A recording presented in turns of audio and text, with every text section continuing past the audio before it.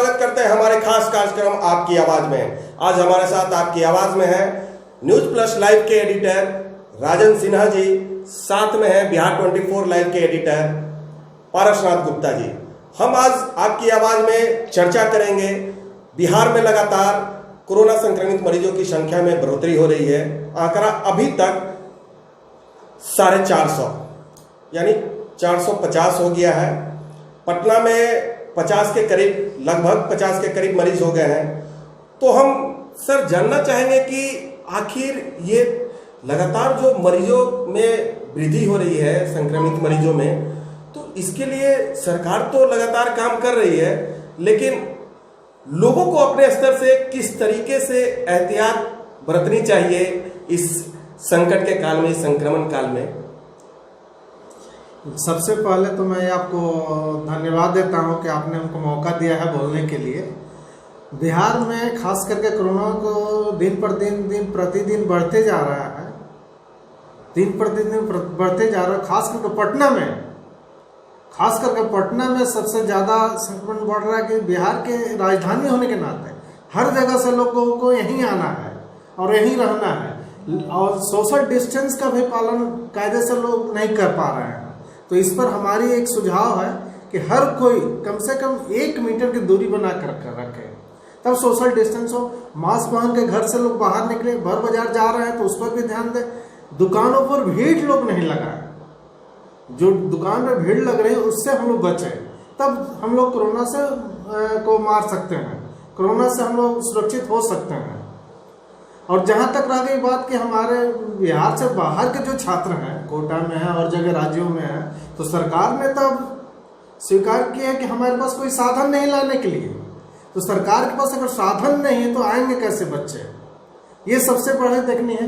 हमारे एक पूर्व सांसद ने वहाँ 30 बस दे चुके हैं कि बच्चों को लाया जाए। 30 बस से बच्चे आएंगे नहीं, और चाहिए। बिहार के उप मुख्यमंत्री कहते हैं कि हमारे पास कोई साधन नहीं है। अगर 15 साल से सत्ता में है तो उनके पास साधन नहीं है तो कर क्या रहे हैं? सबसे पहले तो उनको देखना चाहिए कि सरकार हमारी है, 15 साल से हम सत्ता में है, हम साधन की व्यवस्था करें। हम किस और सर्वसहमति से जो बिहार के बाहर 25 लाख मजदूर फंसे हुए हैं, कोटा में छात्र फंसे हुए हैं, तो उनको लाने की जो व्यवस्था है वो सर्वदल का जो मीटिंग हो उसके अनुसार हो।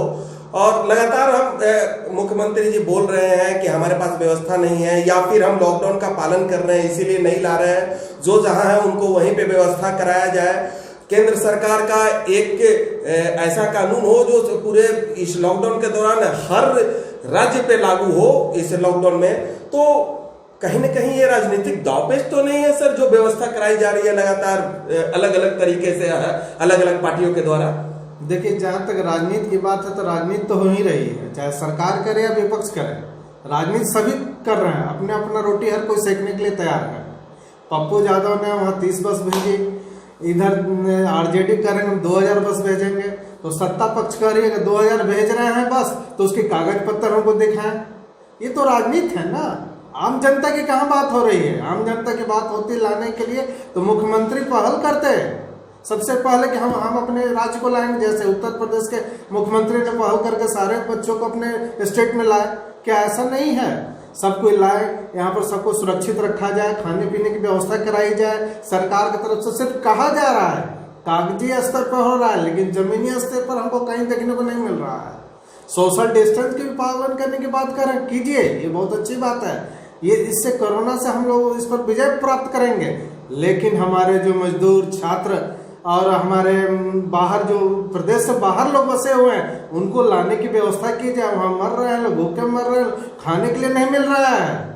तो कहीं ना कहीं सर ये कहा जा सकता है कि जिस तरीके से उत्तर प्रदेश, मध्य प्रदेश अपने अपने छात्रों को कोटा से लाने की व्यवस्था की, छात्रों को लाया गया, और बिहार के छात्र वहां पर जहां जो हॉस्टल में रह रहे हैं, छतों पे जा करके तख्ती लेकर के उपवास कर रहे हैं, तो उनका मनोबल गिर रहा है कि सरकार उनके प्रति संवेदनशील है या नहीं, ये सवाल उठता है। निश्चित सरकार उस पर ध्यान नहीं दे रही है। सरकार सिर्फ अपनी राजनीति कर रही है कि आप देखो, अभी खबर मिला है कि सारे बच्चे आएंगे, अपने अपने खर्च से आएंगे। क्यों आएंगे साहब? आप चुनाव में खर्च करते हैं करोड़ों करोड़ रुपया, आम जनता की बात कर रहे हैं। आप 1000 रुपया देने की बात कर, 1000 रुपया किसी को अभी तक मिला नहीं।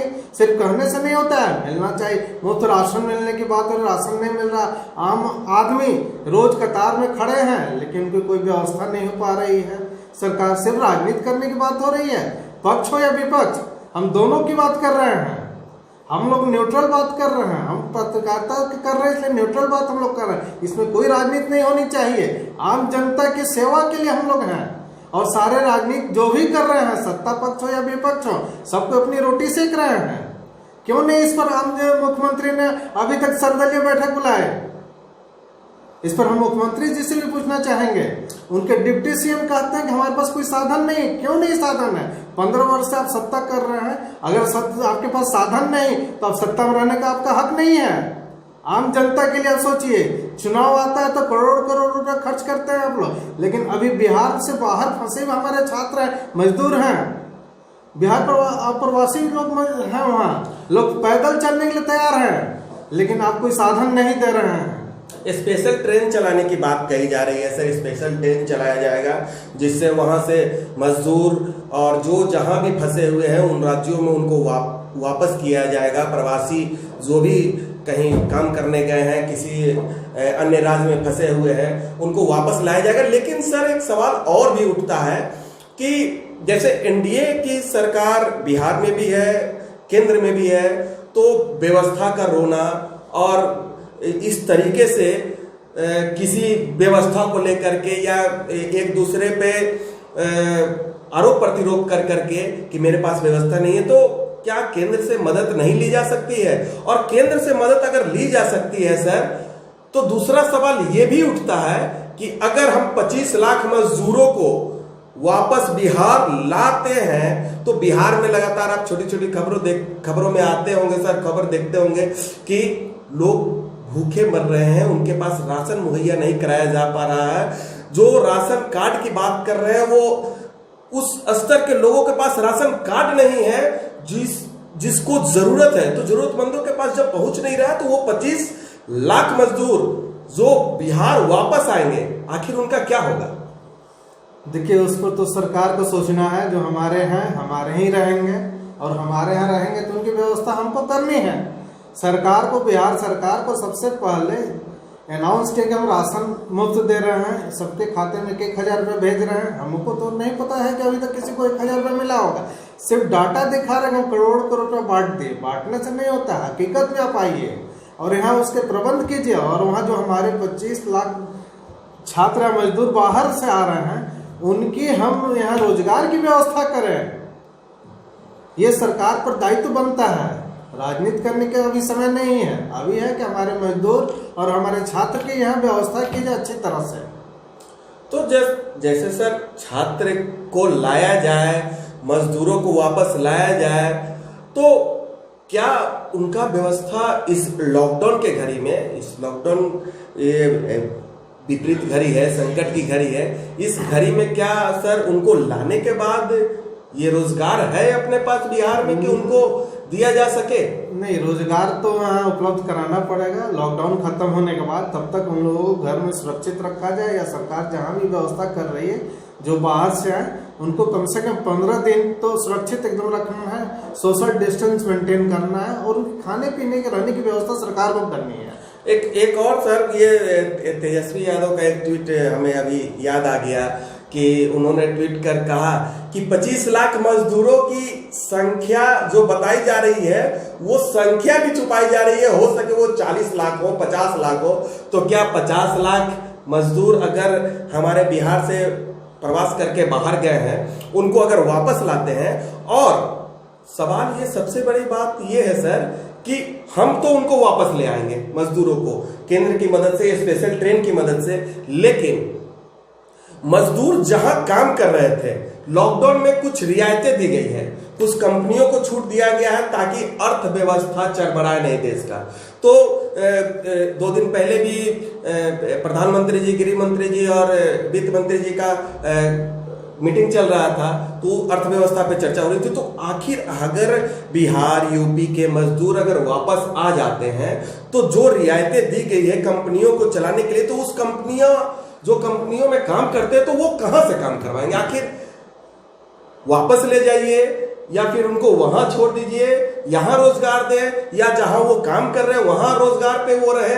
आखिर ये क्या चल क्या रहा है सर कि आखिर रियायत दे रहे हैं तो कंपनी खुलेगी तो प्रवासी मजदूर अगर बिहार लौट गए हैं तो उनके यहाँ कौन काम करेगा? तो अर्थव्यवस्था कैसे लाइन पे आएगा? उसमें तो वो सारे मजदूर के ऊपर निर्भर करता है कि वो बिहार में रहना चाहे और या जहाँ काम करें वहाँ जाकर काम करें। बहुत सारे मजदूर हैं जो कि अपना घर छोड़कर गए हैं। अगर यहाँ रोजगार उपलब्ध हो जाते हैं तो बाहर जाने की जरूरत ही नहीं है। हमारा मजदूर, हमारा अर्थ, हमारा धन सब यहीं रहेगा, बाहर जाने की जरूरत नहीं है। बाहर जो है वो अपना काम कर रहे हैं, अपनी स्टेट देखेगी कैसे हमको क्या करना है, सरकार छूट दे रही है। तो सबों ने बताया कि कोरोना से बढ़ते संक्रमण से बिहार को अगर बचना है तो लॉकडाउन के निर्देशों का पालन करना होगा। लेकिन हमारे साथ हमारे इस डिबेट में, आपकी आवाज में हमारे साथ बिहार 24 लाइव के पारसनाथ गुप्ता जी को धन्यवाद देते हैं, राजन सर को धन्यवाद देते हैं। और खबरों में लगातार हमारे साथ बने रहिए, हर खबर को देखते रहिए, हमारे चैनल को सब्सक्राइब करें, बेल आइकन को दबाएं। हम हर खबर से आपको रूबरू कराएंगे। देखते रहें आपकी आवाज।